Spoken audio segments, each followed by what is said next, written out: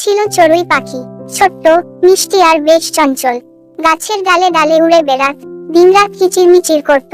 সবাই তাকে খুব ভালোবাসতো, কারণ তার কণ্ঠের মিষ্টি সুরে যেন গ্রামের পরিবেশ আরো আনন্দময় হয়ে উঠত। একদিন চড়ুই পাখির মনে হলো সে গ্রামের বাইরে কখনো যায়নি।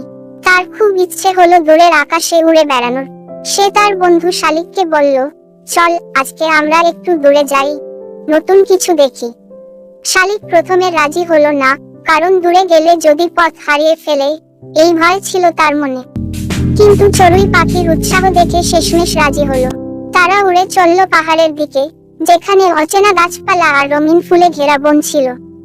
সেখানে গিয়ে তারা অনেক নতুন বন্ধুদের সাথে পরিচিত হলো। এই নতুন বন্ধুদের সাথে খেলাধুলা করতে করতে তাদের সময়টা কেটে গেল। হঠাৎ সন্ধ্যা নেমে আসল, আর শালিক ভয় পেতে শুরু করলো। তখন চড়ুই পাখি শালিককে সাহস দিল, ভয় পেও না, আমি আছি, আমরা ঠিক পথ খুঁজে নেব। চড়ুইয়ের সাহসে ভর করে শালিক আবার সাহস পেল, আর তারা দুজন মিলে আকাশের তারাগুলোকে দেখে দেখে পথ খুঁজে ফিরে এল তাদের গ্রামের গাছের ডালে।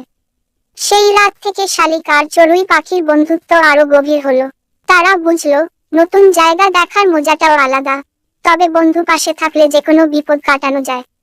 এরপর থেকে তারা প্রতিদিন নতুন কিছু দেখার স্বপ্ন দেখতে লাগলো, সাথে থাকার প্রতিশ্রুতি দিয়ে।